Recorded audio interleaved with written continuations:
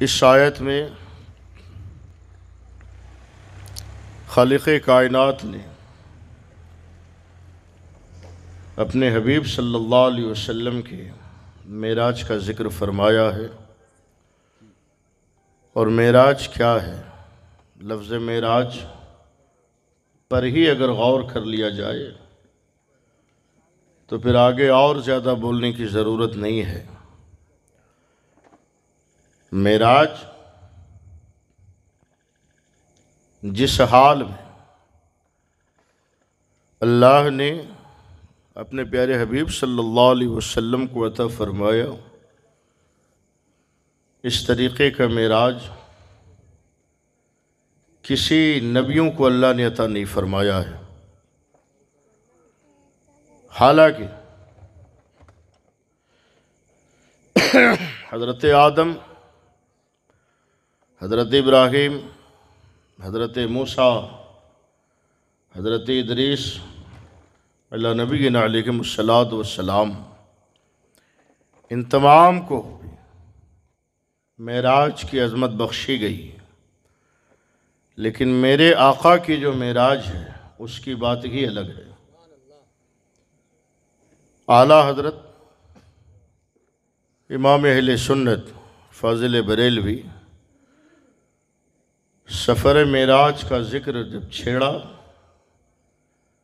تو یہی عرض کر رہے ہیں کہ وہ سرور کشور رسالت جو عرش پر جلوہ گر ہوئے تھے، وہ سرور کشور رسالت جو عرش پر جلوہ گر ہوئے تھے، نئے نرالے طرب کے ساماں عرب کے مہمان کے لیے تھے۔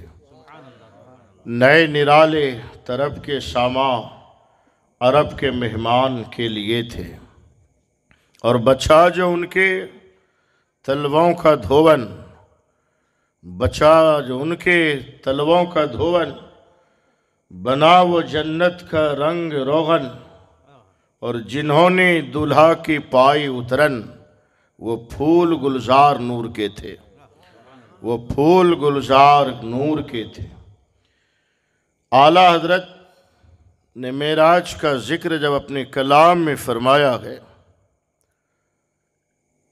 تو پڑھنے والا پڑھتا جائے، یقیناً اس کا دل نہیں بھرے گا۔ اور معراج نبی پاک صلی اللہ علیہ وسلم کو جب اللہ نے یہ عظمت بخشی تو اس آیت میں آپ غور کیجئے کہ نبی کے معراج کا ذکر بعد میں ہے۔ رب نے اپنی شان کبریائی کو پہلے بیان فرما دیا ہے، تاکہ رب کائنات کے علم میں یہ بات تھی کہ میری مخلوق ہی میں کچھ ایسے لوگ ہوں گے جو میرے محبوب کے معراج کا انکار کر بیٹھیں گے۔ اسی لیے ذکر معراج بعد میں، اپنی کبریائی کا ذکر پہلے، تاکہ لوگوں کو معلوم ہو جائے کہ معراج کرانے والا وہ ذات ہے کہ جس کے کن کہنے سے نیست کو ہست اور عدم کو وجود ملا ہے۔ معراج کرانے والا کوئی اور نہیں، اللہ کی ذات ہے، اور اللہ کی ذات کا یہ منشا اور یہ مرضی ہے کہ اے محبوب صلی اللہ علیہ وسلم، جہاں میرا ذکر ہو وہاں تیرا ذکر ہو، اور جہاں تیرا ذکر ہو وہاں میرا ذکر ہو۔ زمین کو پیدا فرمایا، آسمان کو بھی پیدا فرمایا، لیکن زمین اور آسمان دونوں کا آپس میں بحث و مباحثہ شروع ہوا۔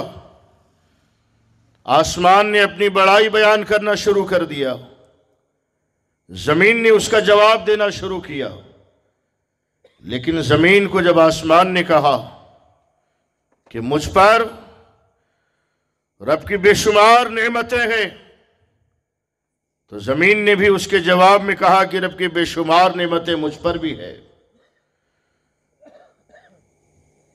آمنہ کا وہ لال جب بطحائے مکہ میں جلوہ گر ہوا تو یہ زمین مسرت و شادمانی میں ڈوب کر اپنا سر اونچا کر لیتی ہے اور آسمان کو کہتی کہ اے آسمان اب میں تجھ سے بہتر ہوں، اس لیے کہ اللہ کے پیارے حبیب مجھ میں جلوہ فرمائے، مجھ میں جلوہ فرمائے۔ جب زمین نے اتنا کہا تو آسمان نے رب کی بارگاہ میں عرض کیا باری الہ اپنے پیارے حبیب صلی اللہ علیہ وسلم کو آسمان پر بلا، عرش پر بلا، تاکہ وہ اپنے قدوم میمونۃ اللزوم کے شرفیاب سے مجھے مشرف کرے۔ آسمان کی اس دعا کو اللہ نے قبول فرمایا اور اپنے پیارے حبیب صلی اللہ علیہ وسلم کو معراج کی عظمت بخش کر معراج کرائی، تاکہ آسمان والے بھی اللہ کے پیارے حبیب کے جمال جہاں آرا کی زیارت سے شرفیاب ہوتے ہوئے چلے جائیں۔ معراج کیوں ہوئی؟ معراج کیوں کرائی گئی؟ یہی وجہ ہے کہ اللہ نے اپنے محبوب کو معراج کی عظمت بخشی۔ آگے آئیے، قرآن کے اندر آیا جب اللہ نے حضرت آدم علیہ السلام کو پیدا فرمایا تو انہی فرشتوں نے کہا پروردگارا تو ایسوں کو اپنا نائب بنانے والا جو زمین پر فساد اور خورزیاں کریں گے۔ رب تعالیٰ نے فرمایا انی اعلم ما لا تعلمون، اے فرشتوں جو میں جانتا وہ تم نہیں جانتے ہو۔ تمہاری نظر صرف فسادیوں کی طرف اور میری نظر میرے پیارے محبوب حضور محمد الرسول اللہ صلی اللہ علیہ وسلم پر۔ فرشتوں نے جب نبی کا نام نامی اس میں گرامی سنا تو وہ فرشتے عرض کرنے لگے باری الہ جس کا نام اتنی محبت سے تو لیتا ہے اتنا کرم فرما کہ اس محبوب کو مجھے بھی دیدار کرا دے۔ رب تعالیٰ نے آج کی رات یعنی شب معراج میں اپنے پیارے حبیب کو آسمان پر بلایا اور بلانے کے بعد آسمان والوں کو بھی سرکار کی زیارت سے مشرف کروایا۔ اسی لیے ایک مقام پر اللہ کے پیارے حبیب صلی اللہ علیہ وسلم آرام فرما ہے، وہ کون سی ہے؟ وہی رات جس میں اب آنے والی ہے۔ اس رات میں سرکار آرام فرما ہے، حضرت جبریل علیہ السلام آئے اور آنے کے بعد کہتے ہیں کہ اے میرے آقا یہ استراحت فرمانے کا وقت نہیں ہے، بلکہ اللہ نے آپ کو اپنے گنہگار امت کی بخشش کے لیے اور ان کی دعائے مغفرت کے لیے پیدا فرمایا ہے۔ نبی پاک صلی اللہ علیہ وسلم بستر سے اٹھے اور آپ کو حضرت جبرائیل بطحائے مکہ میں لے گئے اور لے جانے کے بعد وہاں پر اپنی امت سرکار کی امت کے تمام اعمال کو دکھایا گیا، جو قیامت تک ہونے والی گناہ ہیں، بدکاریاں ہیں، برائیاں ہیں، ان تمام کو دکھایا گیا۔ آقا علیہ الصلوۃ والسلام نے جب اپنی امت کے اس گناہ کو دیکھا اور برائیوں کو دیکھا تو دیکھنے کے بعد آنکھ سے آنسو جاری ہو گئے اور عرض کرنے لگے باری الہ کرم فرما، میری امت پر رحم فرما۔ رب تعالیٰ ارشاد فرما رہا ہے کہ پیارے محبوب جس نبی کی امت اتنی گنہگار ہو کیا وہ بھی آرام کی نیند سو سکتے؟ کیا وہ آرام کر سکتے ہیں؟ اللہ کے محبوب صلی اللہ علیہ وسلم ہے، کہتے ہیں اللہ اس گناہ کی کوئی معافی کی صورت تو ہوگی؟ رب تعالیٰ فرما رہا کہ محبوب آپ کی شب بیداری سے وابستہ ہے۔ اب چونکہ دیکھیے یہ مت سمجھیے گا کہ بس ایسے لے کے جا رہے، چونکہ اب ہے ہی نہیں کوئی سننے والے تو ایک رسمن میں آپ کے سامنے اسے لے کے جا رہا ہوں، نہیں تو بیان کرنے کا انداز میرا کچھ اور ہے، آپ لوگ اس کو جانتے ہیں۔ اللہ نے فرمایا کہ محبوب آپ کے شب بیداری سے وابستہ ہے، اگر آدھی امت کو بخشوانا ہے تو آدھی رات جاگیے اور پوری امت کو بخشوانا ہے تو پوری رات جاگیے۔ اللہ کے محبوب عرض گزار ہوئے، پروردگارا مجھے پوری امت کی بخشش چاہیے، مجھے پوری امت کی مغفرت چاہیے۔ حدیث شریف کے اندر آیا گیا کہ اللہ کے پیارے رسول صلی اللہ علیہ وسلم جب قیام اللیل کے لیے ٹھہرنا شروع کر دیا تو حال یہ ہے کہ پنڈلی مبارک میں سوجن آ گئی سرکار کے، جسے آپ متورم کہتے، وہ پیدا ہو گیا۔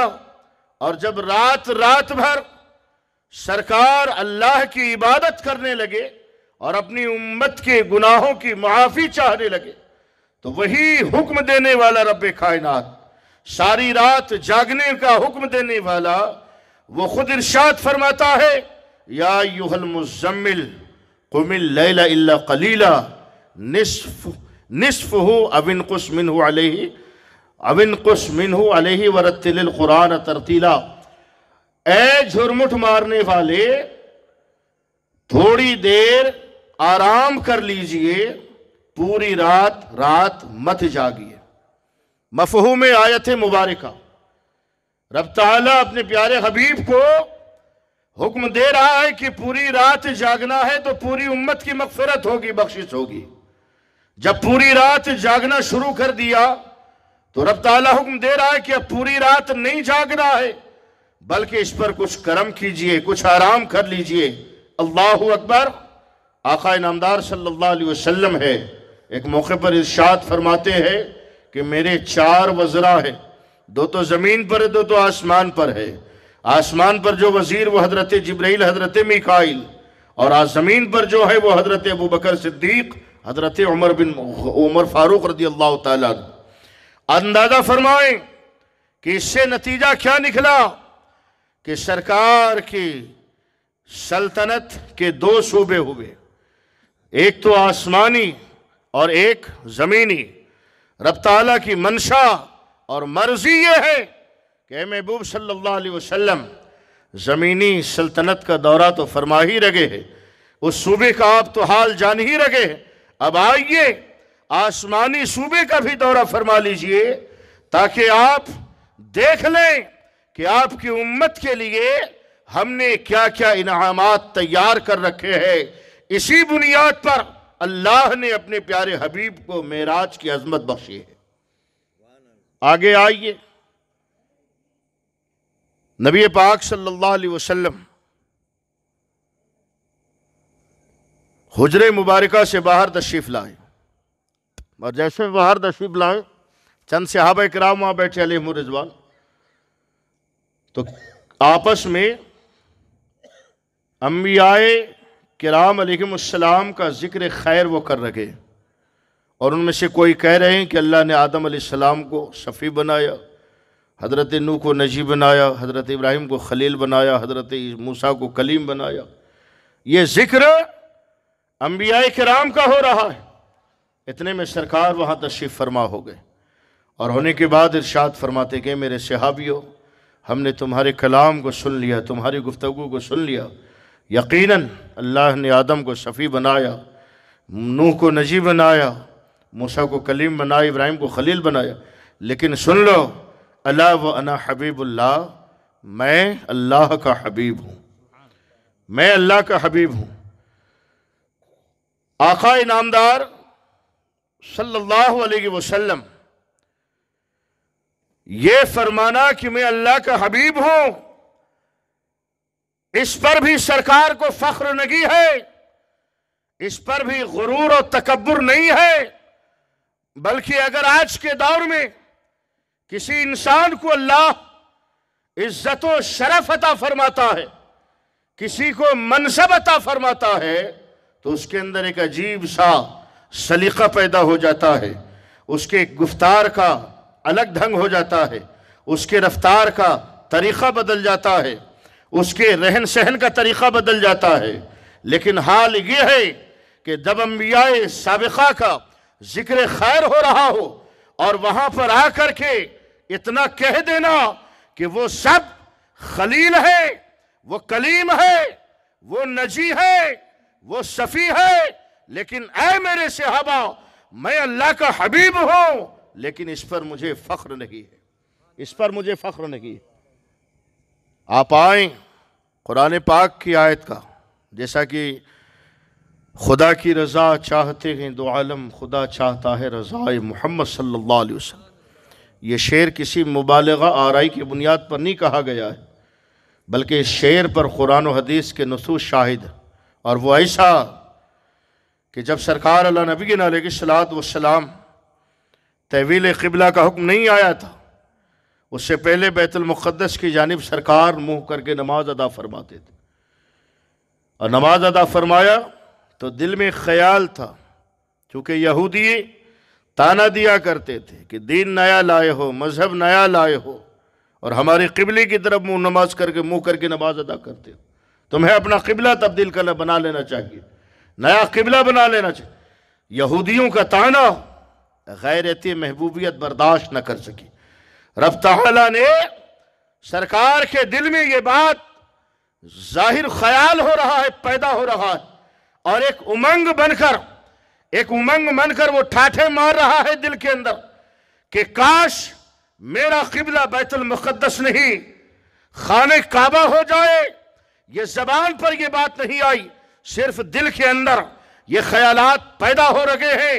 حالت نماز میں ہے، اللہ تبارک و تعالی جبریل امین کو حکم دیتا ہے محبوب کی بارگاہ میں جاؤ اور کہہ دو کہ ابھی سے اپنا منہ خانہ کعبہ کی جانب پھیر لیں۔ عالم نماز میں قبلہ تبدیل ہو جاتا ہے، قبلہ بدل جاتا ہے، خانہ کعبہ کی جانب منہ کر کے نماز مکمل ہو جاتی ہے۔ گویا اللہ تعالیٰ فرما رہا ہے اے پیارے محبوب صلی اللہ علیہ وسلم، آدم کا قبلہ ہو یا ابراہیم کا قبلہ ہو یا خلیل کا قبلہ ہو یا عیسیٰ کا قبلہ ہو یا موسیٰ کا قبلہ ہو، جن جن نبیوں کا قبلہ بنا ہے وہ میری مرضی سے بنا ہے۔ اے محبوب، آپ کا قبلہ میری مرضی سے نہیں، آپ کے مرضی سے بنے گا، آپ کے مرضی سے بنے گا۔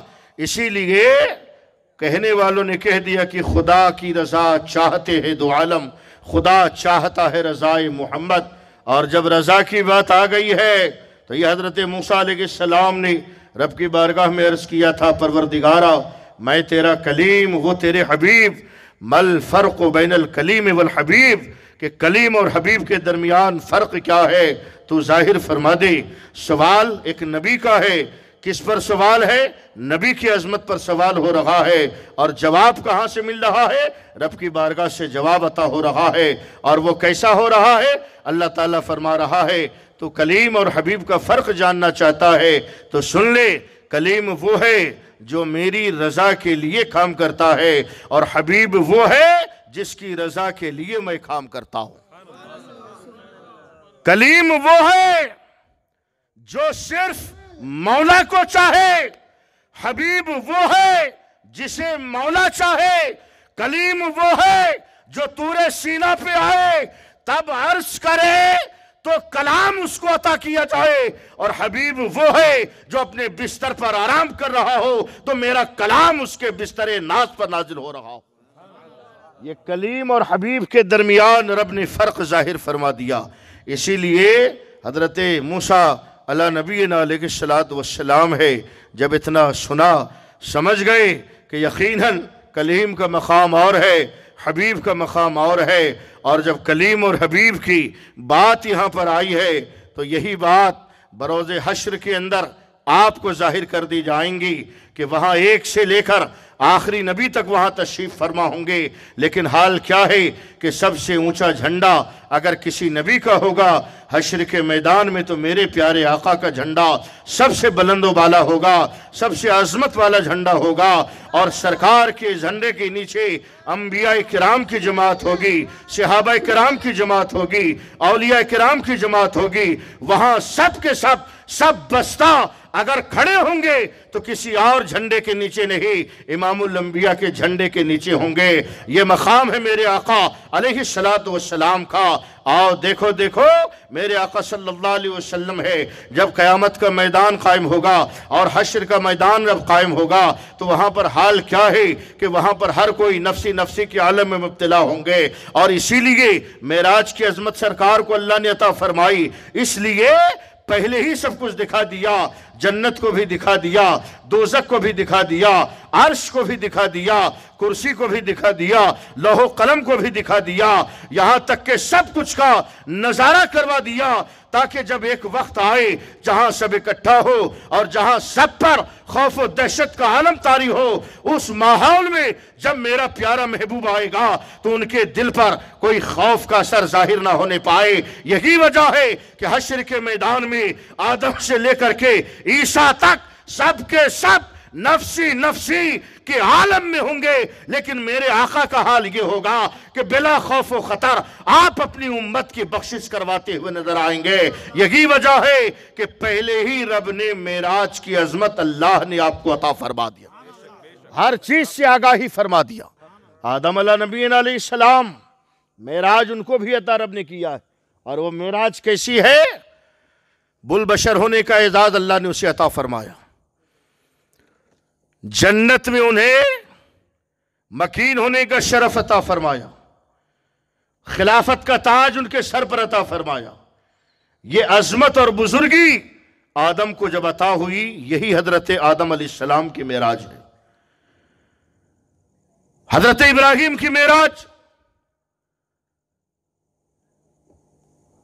किताबों के अंदर यह बात आई कि हजरत इब्राहिम अलैहिस्सलाम को एक पत्थर के ऊपर खड़ा कर दिया गया, और खड़ा करने के बाद आसमान के दरवाजे खोल दिए गए। जितनी अशिया रब ने पैदा फरमाई है, किताबों के अंदर आया, आसमान से अर्श, लौह, कुर्सी, कलम, जन्नत और दोज़ख, हर एक का रब ने उन्हें मुलाहिजा और मुनाजरा करवा दिया, दिखा दिया। सब कुछ दिखाने के बाद हजरत इब्राहिम अलैहिस्सलाम को यह अजमत अता फरमाई रब ने, यह करम उन पर फरमाया कि खाने काबा बनाने का एजाज भी हजरत इब्राहिम को अता फरमाया।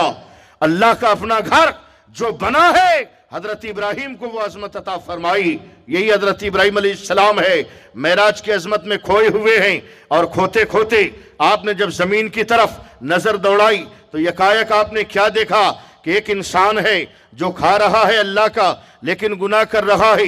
हजरत इब्राहिम अलैहिस्सलाम है, रब की बारगाह में कहते हैं, बारी इलाहा, ये तेरा दिया हुआ खाता है, तेरा इनाम खाता है, लेकिन हाल क्या है कि ये तेरी ही नाफरमानी करता है, इसको तू हलाक फरमा दे। वो आदमी मर जाता है। दूसरा इंसान है, उसके बारे में जब कहा, उसके बारे में भी दुआ होती है, वो भी मर जाता है। तीसरे आदमी के बारे में भी दुआ किया जाता है, वो भी मर जाता है। लेकिन अल्लाह रब्बुल इज्जत है, हजरत इब्राहिम अलैहिस्सलाम से इरशाद फरमा रहा है, ए इब्राहिम, आप मेरे खलील हो, लेकिन मैं आपसे इतना कह रहा हूं कि आप मेरे बंदों के हक में बद्दुआ ना करो, हलाकत की दुआ ना करो। इसलिए कि अगर वो इंसान गुनाह करता है, अगर नाफरमानी करता है, तो मैं उसके तौबे का इंतजार करता हूं, मग़फ़िरत इस्तिग़फ़ार का इंतजार करता हूं। अगर वो तौबा नहीं करता है तो मैं ये देखता हूं कि उसकी नस्ल में उसकी कोई औलाद नेक है या नहीं। अगर उसकी औलाद अपने गुनहगार माँ बाप के हक में अगर दुआए मग़फ़िरत करे तो मैं उसकी औलाद की दुआ को कबूल करके उसकी मग़फ़िरत फरमा देता हूं। अगर ये भी ना हो तो ऐ इब्राहिम, मैं इतना बड़ा रहीम और करीम हो, चाह लोग तो अपने बंदे के सारे गुनाहों को मैं माफ करता हुआ नजर आता हूं। रब ताला ने इब्राहिम अलैहिस्सलाम को यही मेराज अता फरमाई, ये आजमत अता फरमाई। मूसा अलैहिस्सलाम का मेराज आपने बारहा सुना होगा। तूर पर गए, 40 दिन रोजा रखा, और जाने के बाद हर तरफ से इनको छुपा लिया गया, कोई वहां पर नहीं है, सिर्फ मूसा अलैहिस्सलाम है। कलाम जब शुरू हुआ तो रब के कलाम में इतना महव हो गए कि वही कलाम करते करते इनके दिल में शौक पैदा हुआ कि अब रब को देखा भी जाए, रब को देखा भी जाए। दिल में एक उमंग उठी जो सवाल बनकर जबान पर आ जाता है, और कह बैठते हैं कि अल्लाह, कलाम में इतना लुत्फ है, इतना सुरूर है, तो कम से कम तू अपना दीदार करा दे तो यकीनन मुझे और ज्यादा तसल्ली हो जाएगी। कलाम से दीद की तमन्ना हजरत मूसा ने वहां जब जाहिर किया, रब ने फरमाया, मूसा मैं ते दिखा दूं, लेकिन तुम मुझे हरगिज नहीं देख सकते। इसरार जब बढ़ा, रब ने फरमाया, अगर देखना है पहाड़ की जानिब देखो।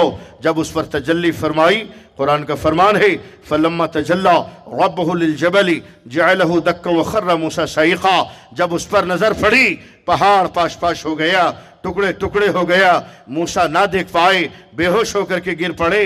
یہی حضرت موسیٰ علیہ السلام کی معراج ہے۔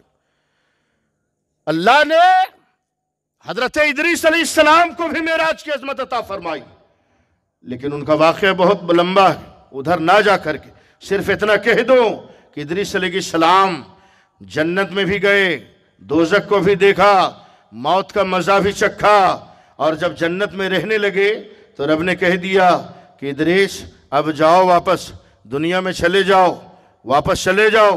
حضرت جو ملائکہ جو فرشتے وہاں گئے تھے کہنے کے لیے کہ چلیے واپس، تو آپ فرماتے ہیں کہ میں نے موت کا مزہ بھی چکھ لیا، دوزخ کو بھی دیکھ لیا، جنت کو بھی دیکھ لیا، اور جب جنت میں آ گیا ہوں تو اب میں یہاں سے واپس نہیں جاؤں گا۔ کہتے کہ نہیں، یہاں پر امام الانبیاء کے آنے سے پہلے کسی کی انٹری کی اجازت نہیں ہے، کسی کو رہنے کی اجازت نہیں ہے۔ اللہ اکبر۔ وہی حضرت ادریس علیہ السلام کہتے ہیں دیکھو یہاں پر نبی کے آنے سے پہلے، امام الانبیاء کے آنے سے پہلے حور بھی یہاں موجود ہے، غلمان بھی یہاں موجود ہے۔ اللہ کے فرشتے کہتے ہیں وہ تو یہاں خادم کی حیثیت سے ہے، غلام کی حیثیت سے ہے۔ تو وہی ادریس علیہ السلام کہتے ہیں کہ اگر یہ حور و غلمان اگر خادم کی حیثیت سے ہے تو میں بھی اللہ کے محبوب کی خادم ہی کی حیثیت سے جنت میں رہوں۔ یہ حضرت ادریس علیہ السلام کی معراج۔ لیکن جب امام الانبیاء کی باری آئی، اپنے پیارے حبیب کی باری آئی، سرکار دو عالم کی باری آئی، اور رات میں جب بلانے کی باری آئی، تو جس معراج کا آج یہ کلمہ پڑھ کر، نماز کی تبلیغ کر کر، داڑھی چہرے پر رکھ کر، جبہ پہن کر، دستار سر پہ سجا کر جس نبی کے معراج کا یہ انکار کر رہے ہیں، سمجھ جاؤ کہ اللہ کی ایک نعمت کا یہ انکار کر رہے ہیں، اور اللہ کے کسی نعمت کا انکار کرنا وہ کفر تک انسان کو پہنچا دیتا ہے۔ اور یہ انسان اللہ کے نبی کے معراج کا انکار کر کے لاکھ کلمہ پڑھتا ہو، عبادت کرتا ہو، ساری عبادت اس کی فضول ہے، سارے کلمے اس کے بیکار ہے، جب تک معراج کا اقرار اس کے دل میں نہیں ہوگا۔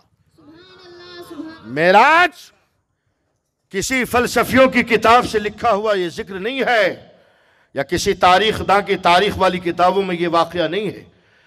سب سے اعلیٰ کتاب، سب سے اونچی اور شان والی کتاب اگر کوئی ہے تو وہ قرآن پاک ہے، اور قرآن پاک سے معراج کا ذکر ثابت ہے، معراج ثابت ہے۔ وہ بھی ایسی معراج کہ آدم علیہ السلام سے لے کر عیسیٰ علیہ السلام تک کو کسی کو ایسی معراج رب نے عطا نہ فرمائی جو معراج اللہ نے اپنے پیارے حبیب کو عطا فرمائی ہے۔ اور معراج میم عین را الف جیم 5 حرف ہیں۔ کتنے ہیں؟ 5 حرف ہیں۔ ان 5 حرف پہ غور کر لو۔ لفظ میم سے یہ ثابت ہے کہ معراج ہوئی ہے، عین سے ثابت ہے کہ عرش پر سرکار گئے، اور را یہ دلالت کر رہا ہے کہ سرکار رات میں تشریف لے گئے، الف یہ دلالت کر رہا ہے کہ اللہ سے ملاقات ہوئی، اور جیم اس بات کی دلالت ہے کہ ساتھ میں حضرت جبریل علیہ السلام تھے۔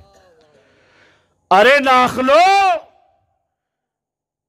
کلمہ پڑھ کر اپنے آپ کو مسلمان ہونا ثابت کرنے والوں، معراج معراج چلا کر انکار تو کر دیتے ہو، کم سے کم انہی حرفوں پر اگر غور کر لیا ہوتا تو پھر معراج کا انکار کرنے کی تمہیں کبھی ہمت نہیں ہوتی۔ اللہ کے پیارے حبیب صلی اللہ علیہ وسلم سورج کا تو اقرار کرتے ہیں کہ سورج ہے، اس میں روشنی ہے، رب نے اسے پیدا فرمایا۔ چاند کا اقرار ہے کہ چاند اللہ کی ایک نعمت ہے، تخلیق کردہ ایک شے ہے جو رات میں چاندنی بکھرتا ہے۔ ستاروں کا اقرار ہے، زمین و آسمان کا اقرار، ہر شے کا اقرار ہے، لیکن حال کیا ہے؟ معراج کا انکار ہے۔ پتہ چلا کہ جب معراج کا انکار ہے تو یہ سب اقرار سب بیکار ہے، سب بیکار ہے۔ اگر انکار معراج ہے تو یہ ساری چیزوں کے اقرار بھی فضول ہے، عبث ہے، بیکار ہے، کوئی کام آنے والی نہیں۔ اگر یہ سوچے کہ ہم نے قرآن کا اقرار کر کے، قرآن کو حق مان کر کے अगर ये सच सोच ले कि अल्लाह का कलाम है, हम इसे मानते हैं लेकिन मेराज को हम नहीं मानते हैं, तो समझ जाओ सिर्फ एक आयत के इनकार की बुनियाद पर पूरे कुरान का इनकार होता हुआ चला जाता है। और ये कहाँ है? ये नबी पाक सल्लल्लाहु अलैहि वसल्लम को मेराज कैसे हुई? हज़रत जिब्रील अमीन को हुक्म होता है, जन्नत जाओ, फरिश्तों को लो और जा कर के महबूब की बारगाह में पहुंच जाओ। बहुत जल्दी लेकर के पहुंच रहा हूं आपको। गए और सरकार की बारगाह में जब पहुंचे तो कहा कि मौला तेरे महबूब का मामला है, तो बता जगाऊं कैसे? सुना होगा उलमा की जमात यहाँ मौजूद अल्हम्दुलिल्लाह। रब ने फरमाया जगाना है तो अदब के साथ जगाओ, मोहब्बत के साथ जगाओ और सरकार यानी मेरे महबूब के तलवे मुबारक को बोसा दो। क़ब्बिल क़दमय, सरकार के कदमों को बोसा दो। हज़रत जिब्रील गए। सरकार जब ला यनामु क़ल्बी के तहत आराम फरमा, तो क्या सरकार को नहीं मालूम है कि आज मुझे कहाँ ले जाया जाएगा? हज़रत जिब्रील आए वहाँ पर, यकीनन मालूम है हज़रत जिब्रील से भी ज़्यादा सरकार को इस बात का इल्म है कि आज मुझे कहाँ कहाँ जाना है। लेकिन जब मालूम है तो फिर ये लेटना कैसा, ये आराम करना कैसा? मालूम है कि मुझे फला मकाम तक जाना है, तो उसकी तैयारी पहले से क्यों नहीं? ये सोना क्या है? तो सुनो, सरकार का उस वक्त सोना ये भी अदाए महबूबाना है। सुभान अल्लाह, अदाए महबूबाना है। सरकार को उठाया गया, उठा करके बताए मक्का में ले गए, हौज़े कौसर दिया गया, आपने गुस्ल फरमाया, लिबास से ज़ेब तन फरमाया और वहाँ से सरकार की सवारी आप चलने लगी। आपको मालूम है कि सवारी चलते चलते, बहुत जल्दी चलिए, चलते चलते जब सवारी जब सिदरा तक पहुँची है तो वही ले जाने वाले साथ में जिब्रील है। कहते हैं कि या रसूल अल्लाह, यहाँ से आगे नहीं जाऊँगा। वजह क्या है कि रब की तजल्ली से मेरे पर जलाकर खाक कर दिए जाएंगे। आका अलैहिस्सलातु वस्सलाम की बारगाह में हज़रत जिब्रील जब इतना कहा तो सवाल पैदा होता है कि ऐ जिब्रील, जब पहले आसमान पर थे तो पहले ही आसमान पर कह देना चाहिए कि मैं आपके साथ नहीं जाऊंगा। दूसरे आसमान पर गए तब भी नहीं कहा, तीसरे आसमान पर गए तब भी नहीं कहा, चौथे से सातवें आसमान तक गए तब भी नहीं कहा। ये सिदरतुल मुंतहा पर आकर के साथ छोड़ना कैसा? तो सरकार ने वहां पर फरमाया, जिब्राइल अगर कोई हाजत है तो बताओ।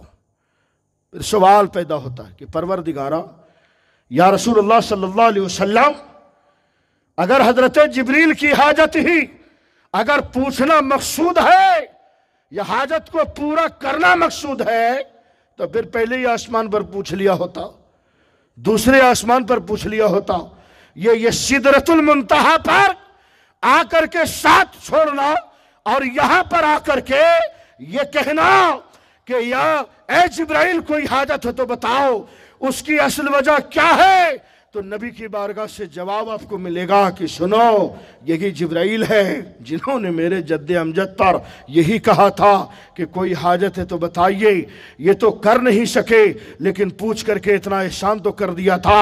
आज इससे पहले कि मेराज की अजमत में, मैं अजमतों में, मुसन्नतों में मैं खो जाऊं, मैं चाहता हूं कि मेरे दादा पर जो एहसान इन्होंने किया था उस एहसान को उतार करके फिर मैं मेराज की अजमतों मुसर्रतों में खो जाऊं। इसीलिए हजरत जिब्रील से सवाल करते कि हल लका हाजतुन, जिब्रील कोई हाजत है तो बताओ।